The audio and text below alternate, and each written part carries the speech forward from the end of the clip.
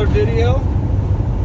Today is finally the day. It is track day number 2. If you guys watch my other videos, you know the track day at Road America got washed out, but today we're heading to Blackhawk Farm, so it's 5 something in the morning. I'm on my way to pick up Matt, and we're heading out. Should be a good day. It's going to be a hot one. It's going to be like 95 degrees, but should have plenty of grip. Not going to be able to vlog much during the day probably, but I am going to set up the 360 cam either, well, hopefully on the back of the bike off that pole, but if not, I'll at least set it up on the front. Should be able to get some good footage. Hopefully be able to learn from the footage, watch myself, or be able to play it back, see what I'm doing right, see what I'm doing wrong. Should make for a good video too. But yeah, I'll catch up with you guys at the track.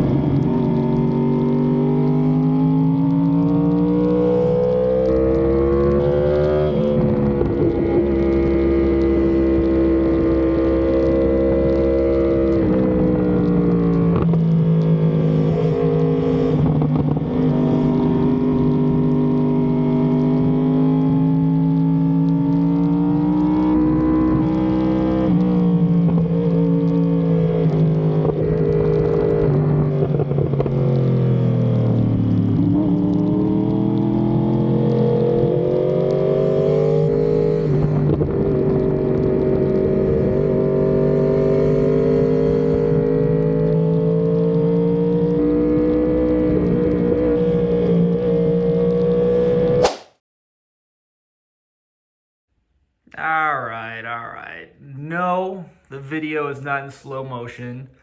Your boy's just riding really slow. But the purpose of the track day, especially it being not only my first track day on this bike, but my first track day period and first experience on a racetrack. The goal is not to be the fastest guy out there, obviously, but just to learn the bike.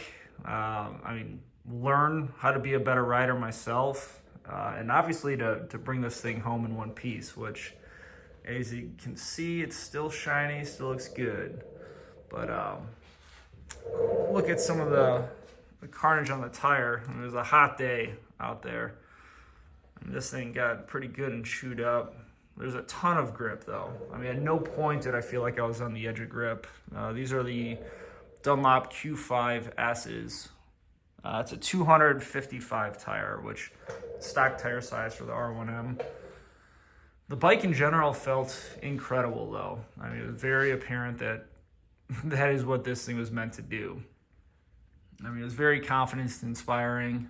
The bike was, it's not heavy, but that was a tight track. And this thing was a lot of work to throw around session after session in 95-degree heat. But overall, I mean, it just felt incredible. I mean, the thing was insanely stable. Obviously, I was nowhere near the limits of this bike, but it was fun. I mean, it was really cool to feel this thing in its element. From watching the video, I mean, right off the bat, a few things I noticed that I was definitely doing wrong. One, I need to bend my elbows way more. I mean, it looks like I'm essentially just sitting upright. And there's a little bend at some points, but yeah, I mean, bending my elbows more, getting my head further over the clip-ons, and just using body position more is something I definitely need to work on. It's crazy how different it feels when you're doing it as opposed to reality. That's why I like having that camera there, because while I was out there riding the bike, I mean, I felt like I was throwing my body over, a good amount, but then I watch it back and it's like, I mean, I'm barely moving at all on the bike. So, I mean, that's another big thing is, sliding my butt further off the seat. I think my head positioning is good, but following my head with, my upper body as well as, the lower half of my body, trying to, get further off of that seat. And, I mean, that I think is going to allow me to pick up a lot more speed and, decrease lean angle so I can pick up that speed. Because, yeah, I mean, I was using pretty much all this tire and I was not going super fast. So using body position more instead of, pushing, which is what I think I was doing, is just pushing down on the clip-ons. It's definitely going to be a lot safer and faster way to get around that track. But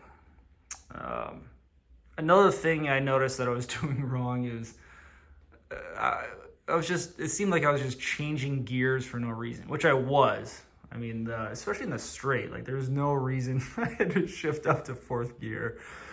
So one of the things that the instructors were telling me was just pick a gear and ride, or pick two gears. On this thing, it could have easily just stayed in second and third the entire time and been totally fine. But yeah, so I mean, just doing unnecessary things that are, distracting you or, counterintuitive to what you're doing, just to consciously kind of cut that out and, focus more on, things that I mentioned, body position, bend my elbows more, get more in that aggressive race position.